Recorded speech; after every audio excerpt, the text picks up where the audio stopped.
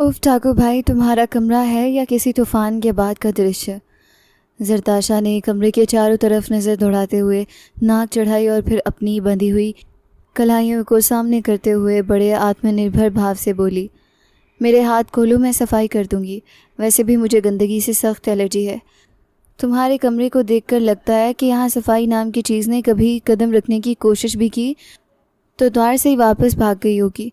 वो चंद लम्हे पहले तक भयभीत थी, मगर अब जैसे उसे अपनी स्थिति से ज़्यादा इस कमरे की गंदगी परेशान कर रही थी। सामने सोफे पर बैठा सफ़ीर शाह उसकी जुर्रत पर आश्चर्यचकित रह गया। उसने जीवन में बहुत से लोग देखे थे, ऐसे लोग भी जो उसका नाम सुनते ही रास्ता बदल लेते थे और ऐसे भी जो उसके सामने खड़े होने की कल्पना करते हुए कांप जाते थे। मगर ये लड़की अजीब जीव थी, जिसे उसने अपने सबसे बड़े शत्रु को सबक सिखाने के लिए गन पॉइंट पर अपहरण करवाया था, और यहाँ लाने के बाद से वो निरंतर पटर पटर किए जा रही थी, जैसे किसी ख़तरनाक अपहारक के कब्ज़े में नहीं बल्कि अपनी किसी सहेली के घर आई हो। सफ़ीर की नज़रें बेइख्तियार उसके चेहरे पर ठहर गई। जरताशा ने उसे घूरते देखा तो फ़ौरन तेवर बदल कर बोली, ऐसे क्या देख रहे हो? अगर मेरी शक्ल अच्छी लग रही है तो धन्यवाद बाद में अदा करना, पहले हाथ खोलो। मेरे हाथ सुन हो रहे हैं, और अगर उंगलियां ख़राब हो गईं तो तुम्हारे ख़िलाफ़ अलग से एफआईआर करवानी पड़ेगी। सफ़ीर ने भावशून्य चेहरे के साथ उसे देखा और फिर धीरे से उठकर उसके करीब आ गया। उसके कदम की आहट सुनते ही जरताशा एक लम्हे के लिए खामोश हुई, मगर अगले ही पल फिर अपनी वही बेफिक्री ओढ़ ली। सफ़ीर ने झुककर उसकी कलाइयों की तरफ देखा, फिर उसकी आंखों में देखते हुए धीमी आवाज़ में बोला, हाथ खोलूँगा तो मेरे कपड़े भी धोने पड़ेंगे। जरताशा ने एक लम्हे के लिए उसे देखा, फिर ऐसे मुस्कुराई जैसे कोई बहुत बड़ी डील हाथ लग गई हो। डील डन, कपड़े भी धो दूँगी, लेकिन एक बात याद रखना, कपड़े धुलवाने के बाद अगर प्रेस भी करवाने हैं तो अलग से चार्जेस लगेंगे। मैं मुफ्त में सिर्फ अपनी जान बचाने की सेवा देती हूँ। सफ़ीर के होंठों पर बेख्तियार हल्की सी हलचल हुई, मगर उसने मुस्कान को वहीं दबा लिया। उसने उसके हाथ खोल दिए। जरताशा ने फ़ौरन अपनी कलाइयों को सहलाया और अगले ही लम्हे कमरे के एक कोने से दूसरे कोने तक ऐसे नज़र दौड़ाई जैसे किसी बड़े अभियान की जिम्मेदारी सौंप दी गई हो। फिर वो काम में लग गई। कमरे में बिखरे कागज़ उठाए गए, कपड़े एक तरफ किए गए, पुस्तकें क्रम से रखी गईं, मेज़ साफ़ हुए और पर्दे तक झाड़ दिए गए। सफ़ीर पहले सोफे पर बैठा हुआ उसे देखता रहा, फिर न जाने कब उसकी नज़रें समाचार पत्र से हटकर जरताशा की व्यस्त हरकतों पर ठहर गईं। वह हर चीज़ के साथ कुछ न कुछ बुड़बड़ाती भी जा रही थी। कभी किसी कपड़े को उठाकर नाक से कोड़ती, कभी किसी पुस्तक को जगह देते हुए सर हिलाती, और कभी सफ़ीर के किसी सामान को ऐसे देखती जैसे उसके व्यक्तित्व के राज इन्हीं चीज़ों में छुपे हुए हों। लगभग आधे घंटे के बाद वो सीधी होकर खड़ी हुई और दोनों हाथ कमर पर रखकर गर्व से कमरे को देखा। कमरा वास्तव में बदल चुका था। सफ़ीर ने भी चारों तरफ देखा और कई वर्षों बाद पहली बार उसे अपने कमरे में अजीब सा चैन अनुभव हुआ। जरताशा ने हाथ झाड़ते हुए कहा, बस अब ये कमरा मनुष्यों के रहने के योग्य हो गया है। पहले तो लग रहा था कि यहाँ तुम नहीं बल्कि कोई उदास भूत रहता है। सफ़ीर ने उसे देखा, तुम बहुत बोलती हो और तुम बहुत कम बोलते हो, इसीलिए बैलेंस हो गया। वो बेसहारा उत्तर देकर खुद ही मुस्कुरा दी। सफ़ीर ने पहली बार अनुभव किया कि इस लड़की की उपस्थिति इस शांत घर के वायु को बदल रही है। वो जिसे सिर्फ एक प्रतिशोध की योजना का हिस्सा समझकर यहाँ लाया था, वो न जाने किस तरह उसके बरसों से बंद द्वारों के अंदर हलचल भर रही थी। सफ़ीर ने बेड पर बैठते हुए एक गहरी सांस ली और बेख्तियार बोला, सुनो, मेरे लिए चाय बना दोगी? जरताशा ने फ़ौरन आंखें फैला ली। वाह, अपहरण भी करोगे और काम भी लोगे, ये कैसा पैकेज है भाई? सफ़ीर ने संजीदा होकर उसे देखा। चाय? अच्छा बना देती हूँ, लेकिन अगर चाय अच्छी ना बनी तो दोष कब का होगा? मेरा नहीं। कुछ देर बाद जरताशा चाय की ट्रे लेकर वापस आई। कमरे में चाय की सुगंध फैली तो सफ़ीर ने आंखें बंद कर लीं। वो अजीब सा आनंद था जिसे वो बरसों से भूल चुका था। एक घर की सुगंध, एक साधारण सी शाम, किसी के कदमों की आहट, किसी के हाथ की बनी हुई चाय। उसने जीवन का अधिकांश हिस्सा सख्ती, भय और प्रतिशोध में गुजारा था, मगर आज एक साधारण सी लड़की उसके सामने चाय की ट्रे रख रही थी। जब वो नीचे झुकी तो सफ़ीर की नज़र उसके हृदय पर पड़ी और सफ़ीर के सीने में भी कोई चीज़ धड़कने लगी। उसे ऐसा लगा जैसे उसने अपने ही दिल की धड़कन बहुत समय बाद सुनी है।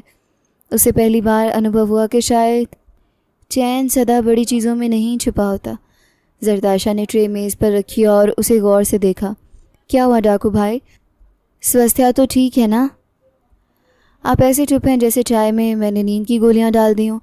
सफ़ीर ने कप उठाते हुए उसे देखा। तुमने चाय बनाई है या प्रश्न पत्र? सफ़ीर अभी तक अपनी बेकाबू धड़कनों पर काबू पाने की कोशिश कर रहा था।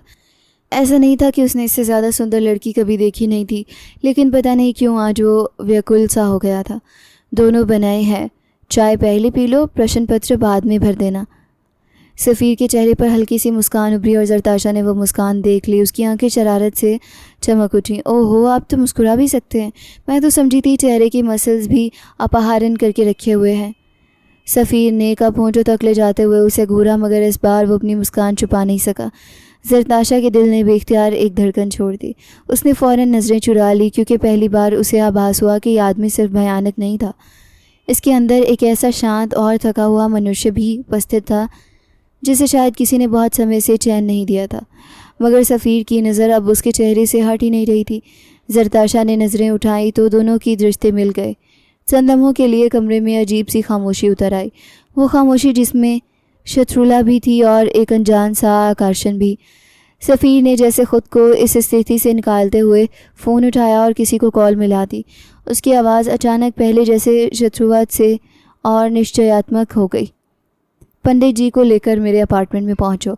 जरताशा ने चौंक कर उसे देखा। उसके चेहरे की शरारत एक लम्हे को गायब हो गई। सफ़ीर ने फ़ोन बंद किया और गहरी नज़र से उसे देखा। जरताशा ने धीरे से पूछा, पंडित जी को क्यों बुला रहे हो? सफ़ीर चंद लम्हे खामोश रहा, फिर उसके होंठों पर मीठी मुस्कान आई जिससे जरताशा के दिल की धड़कन तेज़ कर दी, क्योंकि जरताशा अब ये खेल सिर्फ अपहरण तक नहीं रहेगा। जरताशा ने फ़ौरन आंखें सिकोड़ी। देखो डाकू भाई, अगर विवाह का विचार है तो पहले बता दूं, मैं कपड़े प्रेस करने के पैसे अलग लूँगी। सफ़ीर ने पहली बार खुलकर मुस्कुराया और शायद उसी लम्हे उस ख़तरनाक कहानी का रुख भी बदलने लगा था, जिसका आराम प्रतिशोध से हुआ था, मगर अंत में प्रेम ने जगह बना ली। तुम्हारा पिता एक नंबर का अदाकारी मनुष्य है। 150 मज़दूरों की मजदूरी पिछले 6 महीनों से रोक रखी है। अपनी फैक्ट्री में काम करने वाले लोगों के साथ बुरा व्यवहार करता है और उसे ज़रा भी एहसास नहीं कि उन लोगों के घरों में चूल्हा कैसे जलाता होगा। सफ़ीर की आवाज़ में क्रोध था, मगर जरताशा खामोशी से उसे देखती रही। फिर अचानक उसके होंठों पर एक अजीब सी मुस्कान आ गई, जैसे उसे कोई पुरानी कहानी याद आ गई हो। आपने वो कहानी सुनी है जब कुछ डाकू किसी मनुष्य को रास्ते में रोककर उसे सब कुछ छीन लेते हैं, और अगर बेचारे के पास देने को कुछ ना हो तो आखिर में उसकी जान ही लेकर चले जाते हैं? सफ़ीर ने भवें से कोड़ी। इस कहानी का हमारी स्थिति से क्या संबंध है? जरताशा ने बड़े आत्मनिर्भर भाव से उत्तर दिया। संबंध ये है कि अगर आपको ये पता चल जाता कि जिस धनवान मनुष्य की बेटी को आपने उसकी सबसे बहुमूल्य वस्तु समझकर अपहरण किया है, वो वास्तव में उसकी बेटी है ही नहीं, तो शायद आप भी सोचते कि जब धन ही नहीं मिला तो जीवन ही समाप्त कर दो। सफ़ीर के चेहरे के भाव फ़ौरन बदल गए। क्या मतलब? जरताशा ने नज़रें झुकाकर अपनी उंगलियों से खेलते हुए धीरे से कहा, मैं अलीम खान की बेटी नहीं हूँ। कमरे में जैसे अचानक खामोशी जम गई। सफ़ीर उसे घूरता रह गया। उसके मौतिक में एक साथ ही प्रश्न उठे, मगर ज़ुबान पर सिर्फ एक वाक़या आया। तुम क्या कह रही हो? जरताशा ने उसकी तरफ देखा। मैं झूठ नहीं बोल रही, मजाक भी नहीं कर रही, और ना ही इस समय आपको मूर्ख बनाने की कोशिश कर रही हूँ। मैं वास्तव में अलीम खान की बेटी नहीं हूँ। सफ़ीर की आंखों में आश्चर्य गहरा होता गया। तो फिर तुम कौन हो? जरताशा ने एक लंबी सांस ली और धीरे धीरे बोलना शुरू किया। अलीम खान मेरी माँ का कज़न है। वो मेरी माँ से प्रेम करता था, बहुत प्रेम करता था, मगर मेरी माँ का विवाह मेरे पिता से हो चुका था। फिर परिस्थितियाँ ख़राब हुईं और जब मेरी माँ का विवाह विच्छेद हुआ तो अलीम खान ने उसे अपने घर में रहने की जगह दी। उस समय मैं सिर्फ 6-7 महीने की थी। सफ़ीर खामोशी से सुनता रहा। जरताशा की आवाज़ में अब वो पहले वाली चंचलता नहीं थी। वो मेरी माँ से विवाह करना चाहता था, लेकिन मेरी माँ ने इनकार कर दिया क्योंकि वो मेरे पिता को भूली नहीं थी। अलीम खान उसे बहुत मनाता रहा, मगर माताजी नहीं मानी। फिर मैं लगभग 4-5 साल की थी जब मेरी माँ भी इस संसार से चली गई, अपने पति के दुख में। जरताशा ने पलकें झपकीं, मगर आंखों में आने वाली नमी को वहीं रोक लिया। अलीम खान ने मुझे अपनी प्रेमिका की धरोहर समझकर पाला। वो जानता था कि मैं उसका रक्त नहीं हूँ, लेकिन शायद मेरी माँ के प्रेम की वजह से उसने कभी मुझे यह आभास नहीं होने दिया कि मैं उसकी अपनी बेटी नहीं हूँ। हाँ, दासियों के हाथों पली हूँ, उसके घर में बड़ी हुई हूँ और संसार मुझे उसी की बेटी समझता है, बड़े बड़े लोगों के संबंध में बड़ी बड़ी खबरें भी प्रसिद्ध हो जाती हैं, लेकिन सत्य यही है कि मैं अलीम ख़ान की बेटी नहीं हूँ। सफ़ीर के चेहरे पर अब आश्चर्य के साथ एक अजीब सी उलझन भी थी। ज़रताशा ने धीरे से कहा, लेकिन मैं उनका आदर करती हूँ क्योंकि उन्होंने मुझे पिता की तरह पाला है। मेरे लिए वो पिता ही हैं, बस मेरे शरीर में उनका रक्त नहीं है। सफ़ीर ने चंद लम्हों तक कुछ नहीं कहा, फिर जैसे उसके अपने फ़ैसले की गंभीरता का आभास हुआ, उसने गहरी सांस ली। तो तुम सही कह रही हो।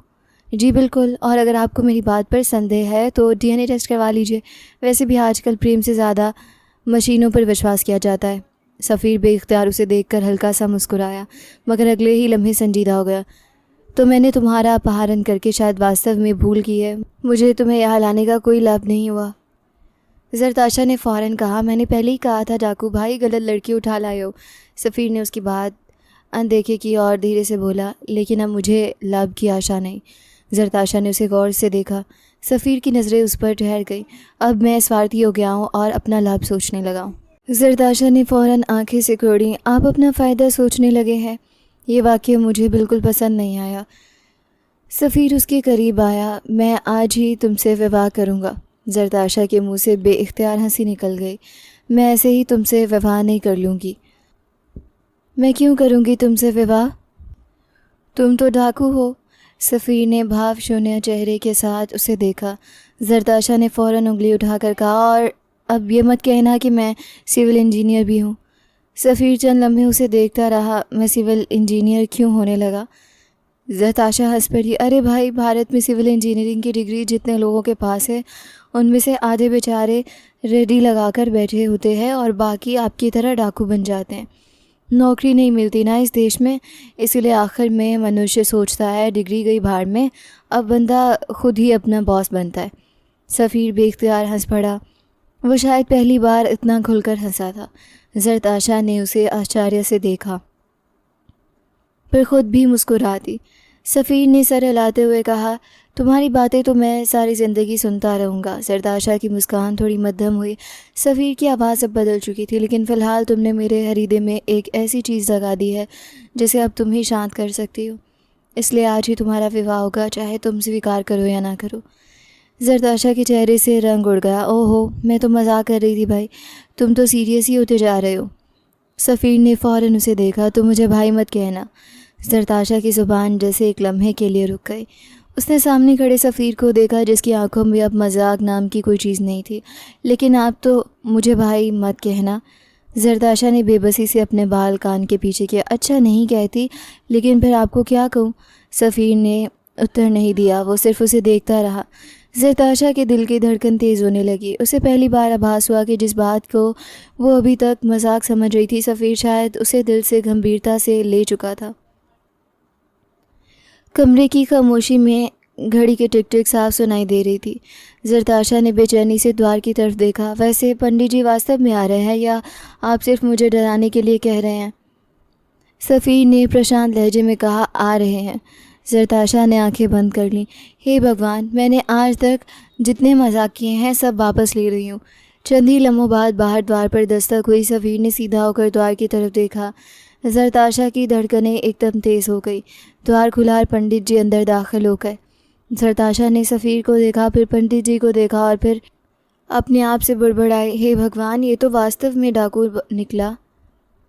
मेरी हासिया बात को भी सरकारी आदेश समझ बैठा।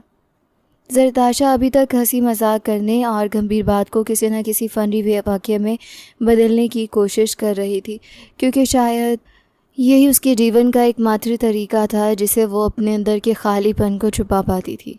उसकी ज़िंदगी में ना माँ थी, ना अपने पिता थे और ना वो शुरू से अपनी वास्तविकता जानती थी, इसलिए उसने कभी ज़िंदगी को बहुत गंभीरता से लिया ही नहीं था। जो मिला उसे हंसते हुए स्वीकार किया और जो नहीं मिला उसका दुख भी किसी मजाक के पीछे छुपा दिया। मगर आज पहली बार स्थिति वास्तव में उसके काबू से बाहर हो गई थी। वो जानती थी कि सफ़ीर उस पर मोहित हो चुका है और यही बात उसे सबसे ज़्यादा परेशान कर रही थी, क्योंकि वो किसी ऐसे मनुष्य से विवाह कैसे कर सकती थी जिसने उसे गन पॉइंट पर अपहरण किया था।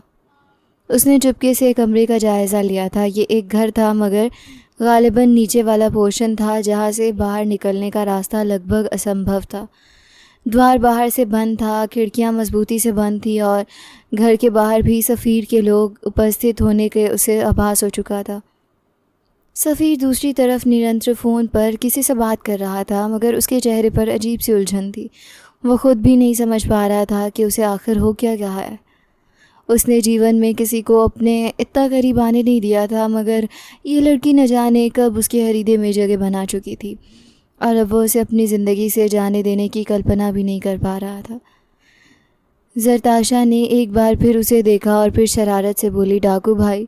सफ़ीर ने फ़ौरन फ़ोन कान से हटाया और उसे ऐसी नज़रों से देखा जैसे वास्तव में वो उसकी पत्नी हो और अभी अभी कोई ऐसी हरकत कर बैठी हो जिस पर पति को क्रोध आना बनता था।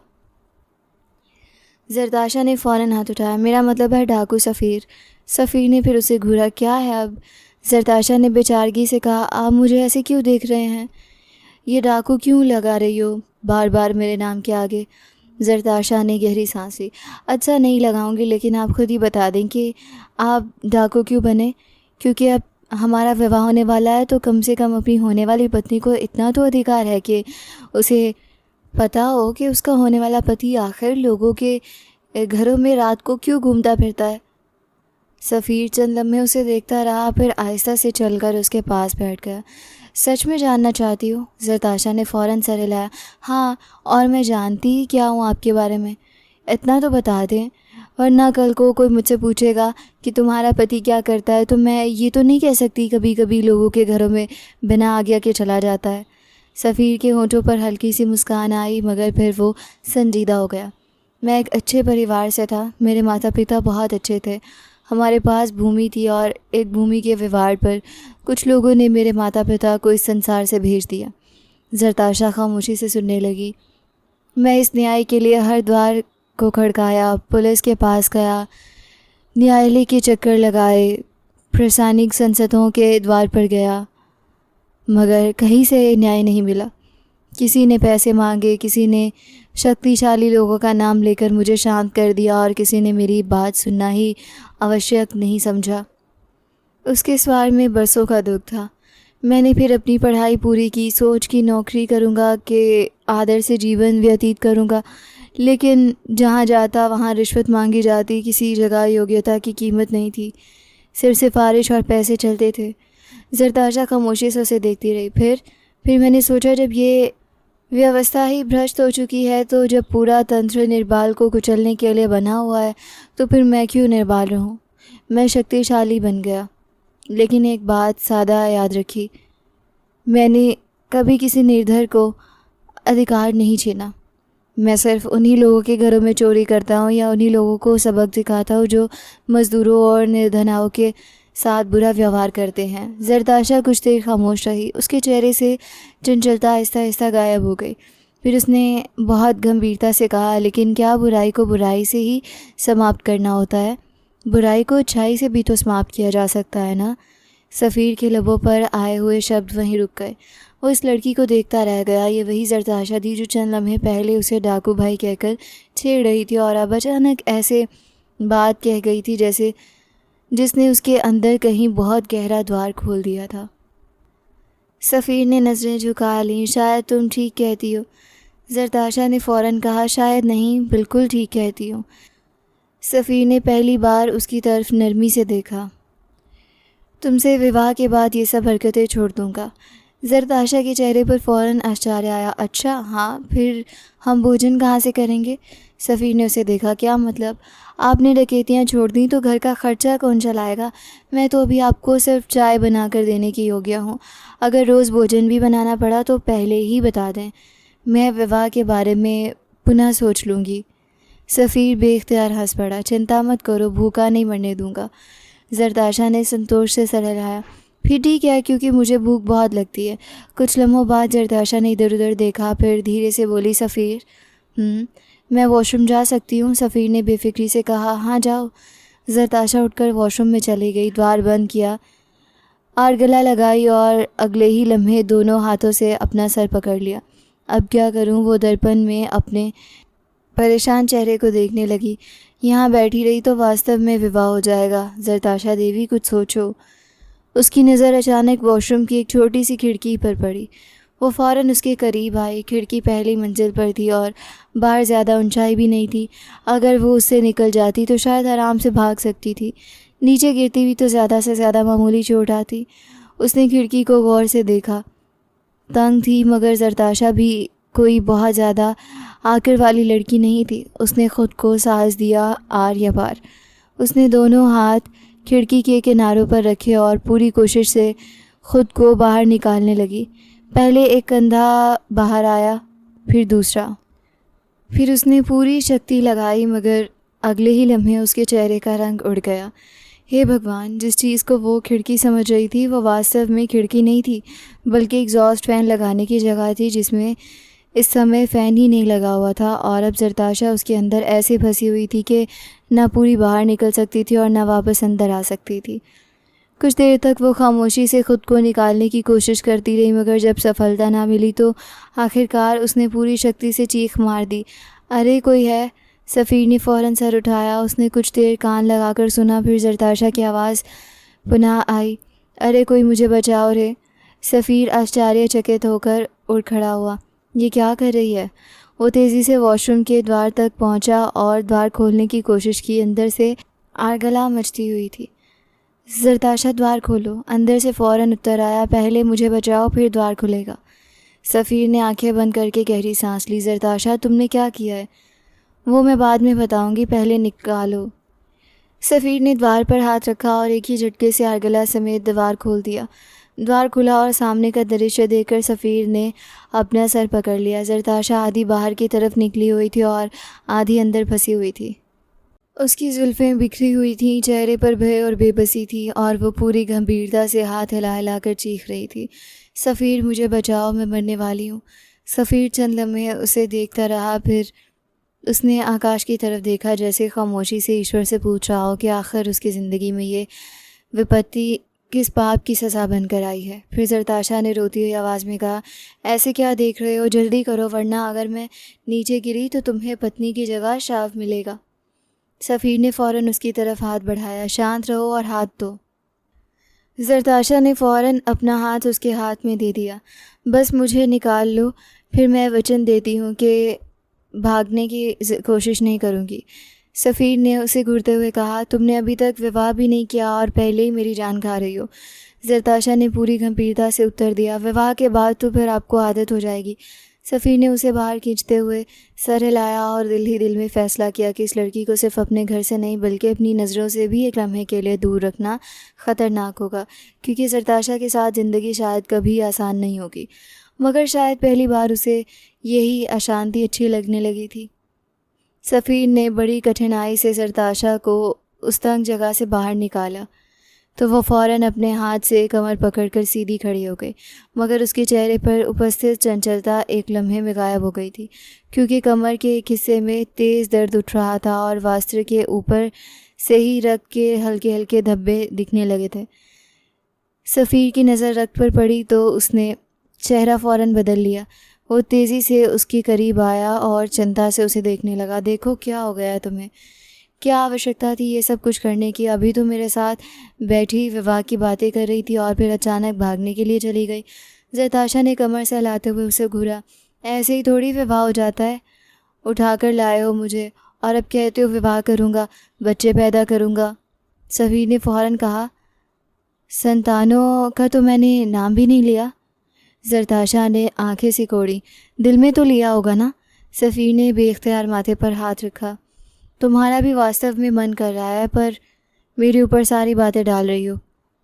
फिर उसने उसकी कमर की तरफ देखा जहाँ रक्त अभी भी निकल रहा था। रुको, मैं पट्टी का सामान लेकर आता हूँ। जरताशा फ़ौरन चीख पड़ी, मैं तुमसे पट्टी नहीं करवाऊँगी। सफ़ीर ने आश्चर्य से उसे देखा, तो और किससे करवाओगी पट्टी? जरताशा ने मुँह बना लिया। सफ़ीर ने गहरी सांस ली। अच्छा ठीक है, अभी मत पट्टी करवाओ, थोड़ी देर बाद हमारा विवाह हो जाएगा तो उसके बाद तो मैं तुम्हारी पट्टी अधिकार से करूँगा। और वह अचानक खामोश हो गया। जरताशा ने फ़ौरन आंखें बड़ी की। और क्या? सफ़ीर ने नज़रें चुरा लीं। मुंह से निकल गया था मेरे, और कुछ नहीं। हाँ, अब जब मुंह से निकल गया तो कुछ नहीं। पता नहीं क्या क्या करने की योजनाएं बना के बैठा है ये आदमी मेरे साथ। सफ़ीर ने उसके हाथ में प्रथम चिकित्सा का डब्बा पकड़ा दिया। बस अब बहस मत करो, रक्त निकाल रहा है, पट्टी करवा लो। जरताशा ने डब्बा पकड़ते हुए कहा, नहीं मैं खुद कर लूँगी। अच्छा ये लो। वो डब्बा लेकर दूसरे कमरे में चली गई। सफ़ीर वहीं खड़ा उसे जाते देखता रहा। उसके हृदय में अजीब सी स्थिति थी। अभी कुछ देर पहले तक वो इस लड़की को सिर्फ अपने उद्देश्य के माध्यम समझ रहा था, मगर अब उसके शरीर पर लगने वाली एक मामूली सी चोट भी उसे अंदर तक व्याकुल कर रही थी। दूसरे कमरे से अचानक जरताशा की आवाज़ आई, हाँ हे भगवान। सफ़ीर चौंका, फिर दूसरी आवाज़ आई, ये पट्टी है या शत्रुता निकालने का तरीका। सफ़ीर ने आंखें बंद कर लीं। उसे अभी भी इस लड़की की पीड़ा बुरी लग रही थी। चंद मिनट बाद जरताशा वापस आई तो उसके चेहरे पर पीड़ा तो थी, मगर पहले से स्थिति बेहतर थी। सफ़ीर ने उसे गौर से देखा, फिर थोड़े कठोर स्वर में कहा, पुनस्या इस तरह की हरकत मत करना। जरताशा खामोश रही। सफ़ीर ने आहिस्ता से कहा, काश मैं तुम्हें ये कह सकता कि तुम स्वतंत्र हो या जा सकती हो, लेकिन मैं तुमसे वास्तव में विवाह करना चाहता हूँ। जरताशा ने बेबसी से उसे देखा। ये क्या समस्या है? मैं कहाँ फंस गई हूँ? ऐसे थोड़ी होता है। मैं क्या करूँगी? सफ़ीर चंद लम्हे खामोश रहा, फिर अचानक उसने उसका हाथ पकड़ लिया। जरताशा चौंकी, मगर इस बार हाथ छुड़ाने की कोशिश नहीं की। दोनों की दृष्टि मिली। सफ़ीर की आवाज़ में पहली बार आदेश नहीं बल्कि एक अजीब सा निवेदन था। मैं इतना भी बुरा मनुष्य नहीं हूँ। विवाह कर लो मुझसे, प्रसन्न रखूँगा तुम्हें, और वैसे भी मैं तुम्हें यहाँ से जाने नहीं दे सकता। मेरे पास तुम्हें छोड़ने का कोई रास्ता नहीं है। अगर तुम्हारे पास भी कोई दूसरा ऑप्शन नहीं है तो। जरताशा ने चंद लम्हे उसे देखा, फिर अचानक अपने विशेष अंदाज में बोली, ये अच्छा है। बलि के बकरे को अर्पित भी किया जा रहा है और साथ साथ उसे आश्वासन भी दिया जा रहा है। सफ़ीर ने फ़ौरन उसे घूरा। तुमने मुझे कसाई बोला। जरताशा ने अपना सर पकड़ लिया। नहीं, मैंने ख़ुद को बलि का बकरा बोला। सफ़ीर ने चंद लम्हे उसे देखा, फिर बेइख्तियार हंस पड़ा। जरताशा ने भी मुंह बनाकर कहा, आप हंस रहे हैं और मैं अपनी ज़िंदगी की सबसे बड़ी समस्या में फंसी हुई हूँ। सफ़ीर ने उसका हाथ छोड़ते हुए मुस्कुराकर कहा, तुम्हें देखकर लगता ही नहीं कि तुम किसी समस्या में फंसी हो। जरताशा ने फ़ौरन उत्तर दिया, मैं अंदर से बहुत परेशान हूँ, बाहर से सिर्फ पब्लिक को एंटरटेन कर रही हूँ। सफ़ीर ने सर हिलाते हुए उसे देखा। बस एक बात याद रखो, पुनः भागने की कोशिश मत करना। जरताशा ने नाक चढ़ाई। क्यों? क्योंकि अगली बार खिड़की से नहीं निकलोगी तो शायद मैं तुम्हें अपनी नज़रों से भी नहीं निकलने दूंगा। जरताशा ने फ़ौरन आंखें घुमाईं। ये प्रेम है या सुरक्षा की व्यवस्था? सफ़ीर मुस्कुरा दिया, दोनों समझ लो। और जरताशा पहली बार खामोश हो गई, क्योंकि इस बार सफ़ीर की बात में मजाक कम और भावना ज़्यादा थी। जरताशा काफ़ी देर से खामोश बैठी थी। जो लड़की चंद लम्हे भी खामोश रहना अपना अपमान समझती थी, वो आज नज़रें झुकाए हुए अपने हाथों की उंगलियां आपस में उलझाए बैठी थी। शायद पहली बार उसे अपनी ज़िंदगी की वास्तविकता इतनी स्पष्ट दिखाई दे रही थी कि मजाक करने के लिए भी शब्द नहीं मिल रहे थे। सफ़ीर ने उसे देखा तो कुछ कहे बिना उठा और कमरे से पानी का गिलास ले आया। उसने पानी उसकी तरफ बढ़ाया। जरताशा ने खामोशी से गिलास पकड़ लिया। उसी लम्हे सफ़ीर के फ़ोन पर वॉइस नोट की आवाज़ आई। सफ़ीर ने मोबाइल स्क्रीन देखी तो उसकी नज़रें सख्त हो गईं। ये अलीम ख़ान का वॉइस नोट था। कुछ देर पहले सफ़ीर ने उसे संदेश भेजा था कि उसकी बेटी उसके कब्ज़े में है और अगर वो अपनी फैक्ट्री के 150 मज़दूरों के पिछले 6 महीने की रोकी हुई मजदूरी चुका दे तो जरताशा को कुछ नहीं होगा, वरना वो उसे जीवन से वंचित कर देगा। राशि करोड़ों में बनती थी और सफ़ीर को विश्वास था कि अपनी बेटी के लिए अलीम ख़ान किसी भी कीमत पर यह राशि चुका देगा। मगर अलीम ख़ान का उत्तर सुनकर शायद उसे भी आभास नहीं था कि ये मनुष्य अपनी ही नाम मात्र की बेटी के बारे में इतनी निर्दयता से उत्तर देगा। सफ़ीर ने वॉइस नोट चलाया। कमरे में अलीम ख़ान की शत्रुवत आवाज़ गूंजने लगी। तुम जैसे मामूली गुंडों से मैं नहीं डरता। जिसे उठा कर ले गए हो वो मेरी बेटी ही नहीं है। चाहे तो उसकी ज़िंदगी समाप्त कर दो, चाहे तो अपने पास रखो, लेकिन मैं तुम्हारी कोई बात नहीं मानूंगा। जरताशा के हाथ में पकड़ा हुआ ग्लास जैसे एक लम्हे के लिए भारी हो गया। उसकी आंखों में हल्की सी नमी तैरने लगी, मगर उसने फ़ौरन पलकें झपककर आंसू साफ़ कर लिए। सफ़ीर ने मोबाइल बंद किया और उसे देखा। वो कुछ कहने ही वाली थी कि जरताशा ने खुद ही धीरे से कहा, मैंने तो आपको पहले ही बोला था, वो मेरा पिता नहीं है। उसने ज़बरदस्ती मुस्कुराने की कोशिश की, लेकिन ना, यह आशा भी नहीं थी कि इस तरह की बात करेगा। सफ़ीर ने कुछ नहीं कहा। वो उसके करीब आया और बहुत नरमी से उसकी आंख के किनारे पर ठहरा हुआ नमी का नन्हा सा बिंदु अपनी उंगली से साफ़ कर दिया। जरताशा ने नज़रें झुका लीं। सफ़ीर की आवाज़ में पहली बार ऐसी नरमी थी जिसमें किसी आदेश या धमकी का आभास तक नहीं था। इसका मतलब, जिस तरह मेरा कोई नहीं है, तुम्हारा भी कोई नहीं है। जरताशा ने खामोशी से उसे देखा। सफ़ीर ने आहिस्ता से कहा, लेकिन अगर हम एक हो जाएं तो हम दोनों के परिवार मिल जाएगा। तुम्हें मेरा परिवार मिल जाएगा और मुझे तुम्हारा। जरताशा ने आंसू साफ करते हुए फ़ौरन कहा, और संतानें भी होंगी हमारी। सफ़ीर के होंठों पर मुस्कान आ गई। देखा, संतानों की चिंता सिर्फ तुम्हें है। तुम बार बार संतानों का उल्लेख कर रही हो। शायद तुम्हें पता है कि संतानें किस तरह पैदा होती हैं। जरताशा ने फ़ौरन नज़रें चुरा लीं। तो चिंता क्यों नहीं होगी? मैंने पैदा करनी है तो मुझे ही चिंता होगी ना। जिसे पैदा करनी होती है उसी को चिंता होती है। सफ़ीर हंस पड़ा। उसकी हंसी में पहली बार साजता थी। जरताशा ने मुंह बनाकर कहा, हंसे नहीं, सच कह रही हूँ। सफ़ीर ने हंसी रोकने की कोशिश की, मगर उसकी आंखों में मुस्कान बाकी रही। कुछ लम्हों बाद वो पुनः सजदा हो गया था। उसने जरताशा को गौर से देखा। अब तो मुझसे विवाह कर लो। जरताशा ने चंद लम्हे उसे देखा, फिर बहुत धीरे से सर हिला दिया। ठीक है। सफ़ीर को जैसे विश्वास ही नहीं आया। सच? जरताशा ने बेबसी से कहा। हाँ भाई, अब इतना भी ज़िद नहीं कर सकती कि मनुष्य मेरे लिए इतना कुछ सुन ले और मैं फिर भी कहूँ नहीं। सफ़ीर के चेहरे पर एक अजीब सी प्रसन्नता फैल गई। वो चंद लम्हे उसे देखता रहा, जैसे उसे विश्वास ही ना आ रहा हो कि जिस लड़की को वो ज़बरदस्ती अपने घर लाया था, वो अब अपनी इच्छा से उसके साथ रहने पर आमादा हो गई थी। फिर उसने कहा, तुम्हारे लिए वस्त्र भी मंगवाए हैं। जरताशा ने फ़ौरन पूछा, कैसे वस्त्र? अच्छे वाले। ये अच्छे वाले कौन से होते हैं? जो विवाह के लिए पहने जाते हैं। जरताशा ने आंखें बड़ी कर ली। इतनी जल्दी? सफ़ीर ने गंभीरता से सर हिलाया। हाँ। जरताशा ने बेबसी से अपना चेहरा हाथों में छुपा लिया। हे भगवान, मेरी ज़िंदगी भी ना अजीब फिल्म है। पहले अपहरण हुई, फिर भागी, फिर खिड़की में फंस गई और अब विवाह भी हो रहा है। सफ़ीर मुस्कुराया। अच्छे से तैयार हो जाना। जरताशा ने हाथ हटाकर उसे देखा। एक बात बताऊं क्या? अगर कपड़े अच्छे ना हुए ना, तो मैं निकाह के बाद भी आपसे लड़ूंगी। सफ़ीर ने हल्की सी मुस्कान के साथ कहा, मुझे अब तुम्हारी लड़ाई की आदत होने लगी है। जरताशा ने फ़ौरन उत्तर दिया, अच्छी बात है, क्योंकि मैं खामोश रहने वाली पत्नियों में से नहीं हूँ। सफ़ीर ने पहली बार उसे ऐसे देखा जैसे वो वास्तव में अपनी पत्नी का कल्पना कर रहा हो, और जरताशा ने नज़रें चुरा ली। उसके दिल में अब भी बहुत से प्रश्न थे, मगर एक बात स्पष्ट हो चुकी थी, अब उसके पास पिता का सहारा नहीं था। मगर शायद ज़िंदगी पहली बार उसे किसी ऐसे व्यक्ति की तरफ ले जा रही थी जो उसे जाने देने के लिए तैयार नहीं था। ज़्यादा देर नहीं गुजरी थी कि बाहर से द्वार खुलने की आवाज़ आई और सफ़ीर के पुरुषों के साथ 2 गवाह और पंडित जी अंदर दाखिल हुए।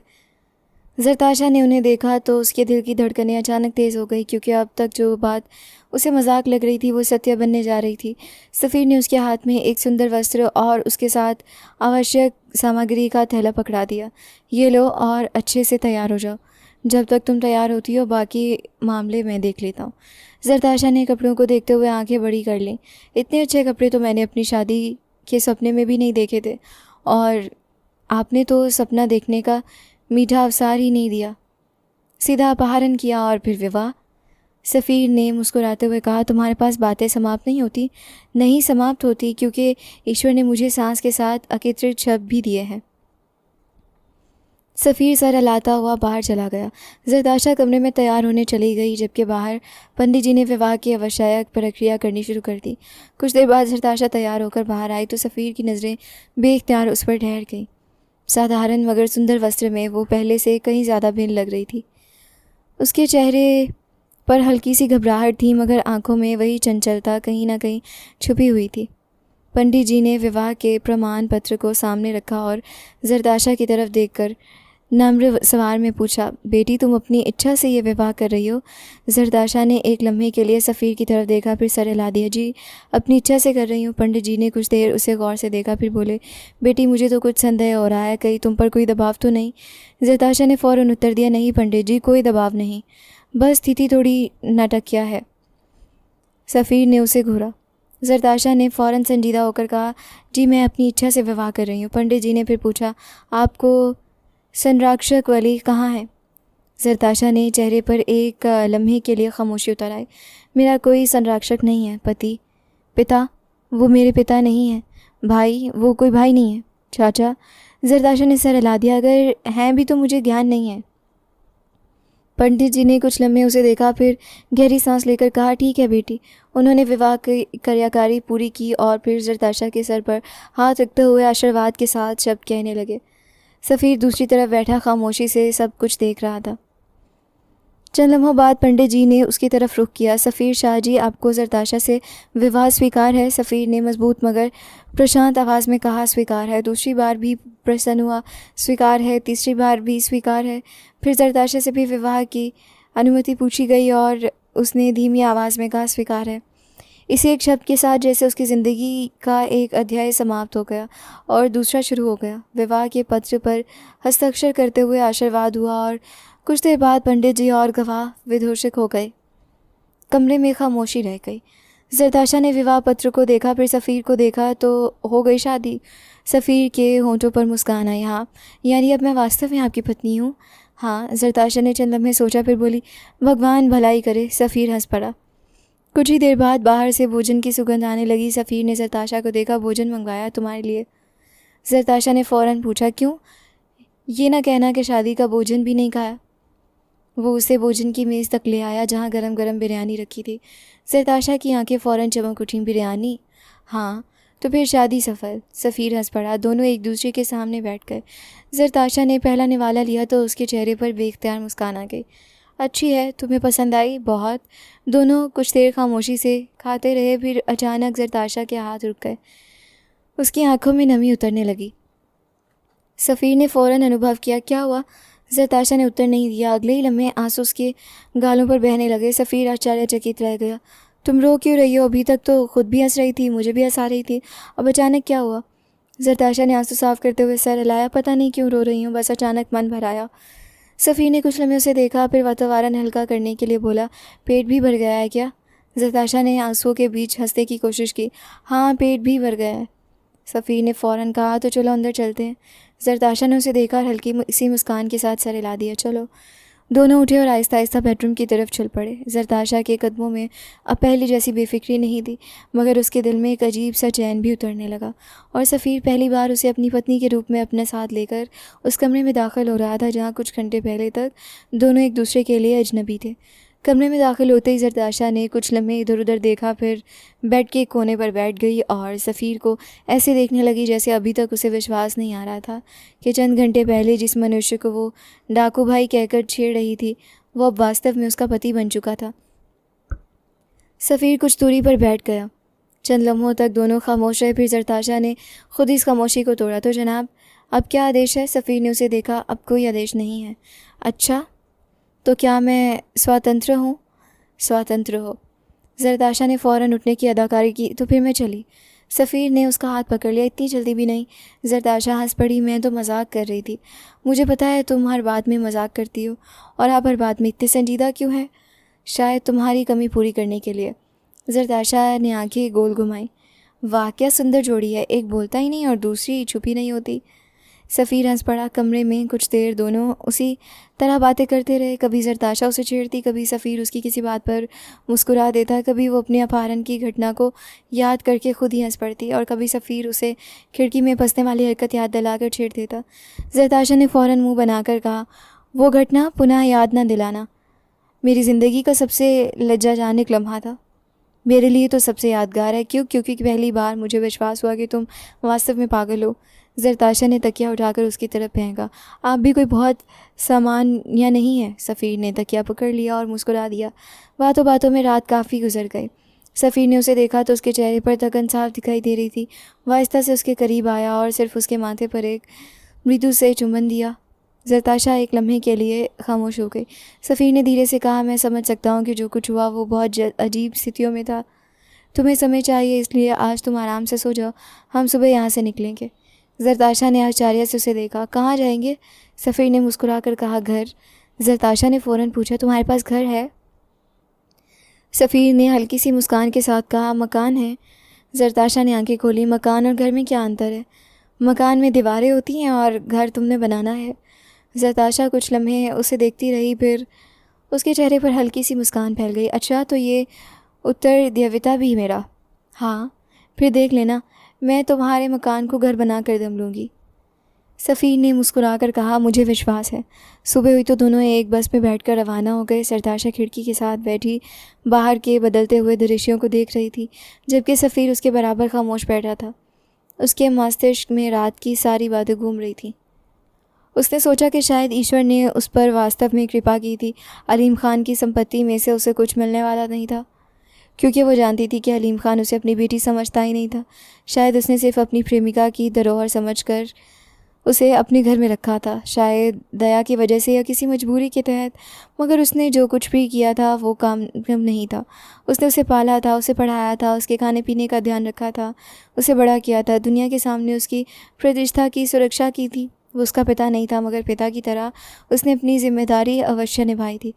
जरताशा ने खिड़की से बाहर देखते हुए दिल ही दिल में कहा, मैं आपको क्षमा करती हूँ अलीम खान, क्योंकि आपने मुझे जो दिया वो भी कम नहीं था। मुझे पाला, मुझे पढ़ाया, मुझे खिलाया, मुझे बड़ा किया और मेरी प्रतिष्ठा की सुरक्षा की। मेरे लिए इतना ही पर्याप्त है। उसकी आंखों में नमी आ गई, मगर इस बार वो मुस्कुरा रही थी। अब मेरी ज़िंदगी मेरे पति सफ़ीर शाह के साथ ही गुजरेगी। अचानक उसने बेख्तियार अपना हाथ सफ़ीर के हाथ पर रख दिया। सफ़ीर ने चौंक कर उसे देखा और उसका हाथ थाम लिया। क्या हुआ? जरताशा ने फ़ौरन बाहर देखते हुए कहा, कुछ नहीं। फिर हाथ क्यों पकड़ा? वो चंद लम्हे खामोश रही, फिर शरारती अंदाज में बोली, बाहर का दृश्य बहुत अच्छा है। सफ़ीर ने बाहर देखा, फिर उसे देखा। दृश्य बाहर आया, हाथ पकड़ने का बहाना? जरताशा ने फ़ौरन मुंह दूसरी तरफ कर लिया। आप बहुत समझदार बनते जा रहे हैं। सफ़ीर हंस दिया। कई घंटों तक सफ़र के बाद बस एक अपेक्षाकृत प्रशांत के क्षेत्र में जा कर रुकी। दोनों उतरे तो सफ़ीर उसे एक छोटी सी गली से गुजारता हुआ एक घर के सामने ले आया। जरताशा ने घर से देखा तो चंद लम्हे खामोश रह गई। घर लगभग 4.5 मरले का था, 2 मंजिला बना हुआ था, बाहर से साधारण मगर सुंदर और सबसे बढ़कर साफ़ सुथरा था। जरताशा ने आश्चर्य से सफ़ीर को देखा। ये हमारा घर है? सफ़ीर ने द्वार खोलते हुए कहा। हाँ। जरताशा अंदर दाखिल हुई। हर चीज़ साधारण थी मगर क्रम से रखी हुई थी। घर में एक अजीब सी शांत सुंदरता थी, जैसे ये जगह किसी के आने की प्रतीक्षा कर रही हो। जरताशा ने आहिस्ता से चारों तरफ देखा। ये वास्तव में हमारा घर है? सफ़ीर ने उसके करीब आकर कहा। हाँ, ये हमारा घर है। बड़ी कठिनाई से बनाया है मैंने। वो चंद लम्हे खामोश रहा, फिर मुस्कुराकर बोला, और अब तुम्हें इसे सजाना है। जरताशा ने फ़ौरन दोनों हाथ कमर पर रखे। बस इतनी सी बात। सफ़ीर ने उसे देखा। तुम कर लोगी? जरताशा ने घर के एक एक कोने को देखते हुए मुस्कुराकर कहा। सफ़ीर शाह, तुमने मकान बनाया है, अब देखना जरताशा इसे घर कैसे बनाती है। सफ़ीर के चेहरे पर एक संतुष्ट सी मुस्कान फैल गई और उसी छोटे से 2 मंजिला मकान में उन दोनों की नई ज़िंदगी का आरंभ हो गया, जहाँ ना कोई अतीत का भय था, ना किसी प्रतिशोध की आग, बल्कि पहली बार एक ऐसे घर की नींव रखी जा रही थी जिसे दोनों मिलकर प्रेम से घर बनाने वाले थे। अगले 3-4 दिन जैसे पलक झपकते गुजर गए थे और इस दौरान उस छोटे से घर का रूप भी बदल गया। जरताशा ने पहले दिन ही घोषणा कर दी थी कि अगर इस घर को वास्तविक घर बनाना है तो इसमें सिर्फ झाड़ू पोछा पर्याप्त नहीं होगा, बल्कि हर वस्तु को उसकी अपनी जगह मिलनी चाहिए। और सफ़ीर ने भी शायद पहली बार किसी की बात इतनी खामोशी से मानने की निर्णय लिया था। सुबह से शाम तक दोनों कभी फ़र्श साफ़ करते, कभी अलमारियां क्रम से रखते, कभी पुराने सामान को निकाल कर देखते और कभी बाज़ार से आवश्यक वस्तुओं की ख़रीदारी करने निकल जाते। जरताशा के हाथों में सदा एक लंबी सी छोटी होती और सफ़ीर उस सोची को देखकर पहले ही परेशान हो जाता। ये इतनी लंबी सोची किस चीज़ की है? जरताशा ने बड़े घर से कागज़ लहराते हुए कहा। घर की आवश्यकताओं की। इतनी आवश्यकताएं तो मेरे पूरे मोहल्ले की नहीं होंगी। आपने मकान बनाया है जनाब, मैं सिर्फ इसे आबाद कर रही हूँ। सफ़ीर ने सोची हाथ में लेकर पुनः देखी। यहाँ लिखा है 6 पर्दे। हाँ। फिर 8 कुशन। हाँ। 4 चादरें। बिल्कुल। और ये क्या है? 12 सुगंधित मोमबत्तियाँ। जरताशा ने फ़ौरन गंभीरता से कहा, ये सबसे आवश्यक चीज़ है। क्यों? क्योंकि घर में अगर पति कभी ज़्यादा गंभीर हो जाए तो मोमबत्ती जलाकर वातावरण अच्छा किया जा सकता है। सफ़ीर ने उसे घूरा। जरताशा हंस पड़ी। चलें, ज़्यादा बहस ना करें वरना दुकान बंद हो जाएगी। बाज़ार में भी जरताशा का यही हाल था। कभी कपड़े पसंद आ जाते, कभी कोई पर्दा पसंद आ जाता, कभी किसी बर्तन को देखकर उसकी आंखें चमक उठती और कभी वो सफ़ीर को विभिन्न रंगों की चीज़ें दिखाकर उससे राय मांगती। सफ़ीर पहले पहले हर चीज़ में सिर्फ सर हिलाता रहा, मगर चंद दिन बाद उससे भी आभास हो गया कि जरताशा के साथ रहते हुए खामोश रहना संभव नहीं। वो अपने लिए वस्त्र ख़रीद रही थी तो एक जोड़ा सफ़ीर के सामने करके बोली, ये कैसा है? अच्छा है, बस अच्छा, बहुत अच्छा है। अब ठीक है, सफ़ीर मुस्कुरा दिया। तुम्हें हर बात में मेरी राय क्यों चाहिए? क्योंकि पति हो, और अगर मैं कह दूं कि ये अच्छा नहीं है। जरताशा ने फ़ौरन वस्त्र अपने सीने से लगा लिया। तो मैं आपकी राय को आदर के साथ एक तरफ रख दूंगी और ये ख़रीद लूँगी। सफ़ीर हंस पड़ा। दिन गुजरने लगे और दोनों के बीच की अजनबी वायु जैसे आहिस्ता आहिस्ता पिघलती गई। अब सफ़ीर का घर में उसकी खामोशी कम और जरताशा की आवाज़ ज़्यादा थी। वो सुबह उसे जगाती तो कभी पर्दे खींचते हुए कहती, उठे जनाब, सूर्य भी आ गया और आप अभी तक सो रहे हैं। कभी अल्पाहार बनाते हुए खुद ही गुनगुनाती रहती, और अगर सफ़ीर खामोशी से उसे देख रहा होता तो फ़ौरन पूछती, क्या हुआ? कुछ नहीं। फिर ऐसे क्यों देख रहे हैं? देख रहा हूँ कि तुम वास्तव में मेरे घर में आ गई हो। वो मुस्कुरा कर कहती, आपके मकान में आई हूँ, घर तो मैंने बनाया है। सफ़ीर उसकी बात सुनकर मुस्कुरा देता। कभी दोनों रात गए तक बैठे बातें करते रहते, कभी अपने अतीत के बारे में एक दूसरे को बताते और कभी भविष्य के छोटे छोटे सपने बुनते। जरताशा को अब सफ़ीर के अतीत का दुख भी समझ आने लगा था और सफ़ीर को जरताशा की चंचलता के पीछे छुपा हुआ अकेलापन का अनुभव। वो जान चुका था कि जरताशा हर वक्त हंसकर अपने दुख छुपाती रहती है, और जरताशा ये समझ चुकी थी कि सफ़ीर की कठोरता के पीछे एक ऐसा व्यक्ति छुपा है जिसे ज़िंदगी ने बहुत शेगहरा बरा कर दिया था।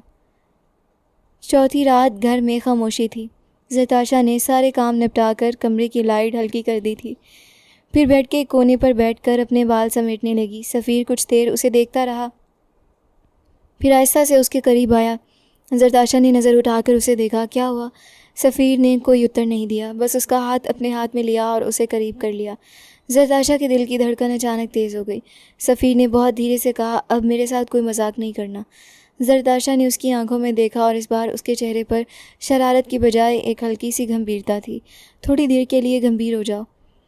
जरताशा ने चंद लम्हे खामोश रहकर फिर धीरे से कहा, इतनी भी पागल नहीं हूँ मैं, मुझे पता है कहाँ मजाक करना होता और कहाँ नहीं करना होता। सफ़ीर की निगाहें उसके चेहरे पर ठहर गई। जरताशा ने नज़रें झुका लीं मगर अपना हाथ वापस नहीं खींचा। इस लम्हे दोनों के बीच जो दूरी थी वो शायद पहले ही समाप्त हो चुकी थी। सफ़ीर ने उसके चेहरे को प्रेम से देखा और जरताशा ने भी पहली बार बिना किसी भय और शंका के खुद को उसके करीब रहने दिया।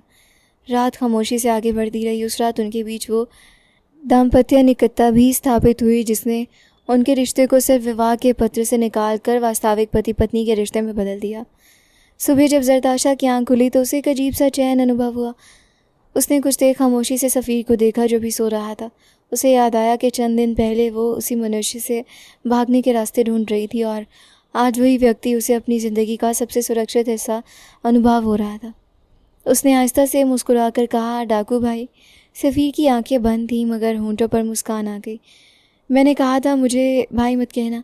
जरताशा हंस पड़ी। अच्छा बाबा पति देव। सफ़ीर ने आंखें खोली और उसे देखा। अब बेहतर है, बहुत ज़्यादा प्रसन्न ना हो। क्यों? क्योंकि आप पति बने हैं, स्वामी नहीं। सफ़ीर हंस पड़ा और उसे अपने करीब कर लिया। अब उनके बीच वो शंका नहीं रही थी जो विवाह के बाद भी कहीं ना कहीं उपस्थित थी। प्रेम आहिस्ता आहिस्ता उनके बीच जड़ पकड़ता जा चुका था और दोनों एक दूसरे को सिर्फ जीवन साथी नहीं बल्कि अपना चैन समझने लगे थे। सफ़ीर के लिए जरताशा अब वो लड़की नहीं रही थी जिसे वो प्रतिशोध के लिए अपने साथ लाया था। वो उसकी ज़िंदगी की वो आवश्यकता बन चुकी थी जिसके बिना घर फिर से मकान बन जाता। और जरताशा के लिए सफ़ीर अब वो ख़तरनाक आदमी नहीं था जिसे वो फ़रार होना चाहती थी। वो उसका पति था, उसका साथी था, उसका अपना मनुष्य था। एक शाम दोनों घर की छत पर बैठे थे। जरताशा ने आकाश की तरफ देखते हुए कहा, सफ़ीर, कभी कभी मुझे लगता है भगवान ने मेरी ज़िंदगी बहुत अजीब तरीके से बनाई है। क्यों? क्योंकि मैंने कभी नहीं सोचा था कि मेरी शादी एक ऐसे मनुष्य से होगी जो पहले मुझे अपहरण करेगा, फिर मुझसे विवाह करेगा, फिर मेरे लिए बाज़ारों में पर्दे और कुशन ख़रीदेगा। सफ़ीर हंस पड़ा। और मुझे कभी नहीं पता था कि मैं एक ऐसी लड़की से विवाह करूँगा जो मेरे घर की सफाई करेगी, फिर मेरे पैसे खर्च करेगी और आखिर में मुझे बताएगी कि घर कैसे चलाना है। जरताशा ने फ़ौरन कहा, यही तो प्रेम है। प्रेम? हाँ। वो कुछ लम्हे खामोश रही, फिर धीरे से बोली, आपको मालूम है मुझे सबसे ज़्यादा क्या अच्छा लगता है? क्या? ये कि अब जब मैं किसी चीज़ से डरती हूँ तो मेरे पास आप हैं। सफ़ीर के चेहरे से मुस्कान गायब हो गई और उसने बहुत नरमी से उसे हाथ पकड़ लिया। और जब मैं थक जाता हूँ तो मेरे पास तुम हो। ज़रताशा ने उसके कंधे पर सर रख दिया। कुछ लम्हे दोनों खामोश रहे, फिर ज़रताशा ने आहिस्ता से कहा, सफ़ीर, एक बात पूछूं? पूछो। अगर मैं उस दिन तुम्हें डाकू भाई ना कहती तो क्या तुम्हें मुझसे प्रेम हो जाता? सफ़ीर ने मुस्कुराते हुए कहा, शायद। और अगर मैं खिड़की में ना फंसी होती तब भी? और अगर मैं तुम्हारे कमरे की सफाई ना करती तब भी? ज़रताशा ने शरारती अंदाज में पूछा। और अगर मैं इतनी बातें ना करती? सफ़ीर ने फ़ौरन उत्तर दिया, तो शायद मुझे प्रेम होने में थोड़ा ज़्यादा समय लगता। ज़रताशा ने उसे बाजू से हल्का सा मारा। आप बहुत बदतमीज़ हैं। सफ़ीर हंस पड़ा, लेकिन तुम्हें पसंद हूँ। ज़रताशा ने नज़रें झुकाकर मुस्कुरा दिया। हाँ, वो छोटा सा शब्द शायद उन दोनों के बीच सबसे बड़ी वास्तविकता बन चुका था।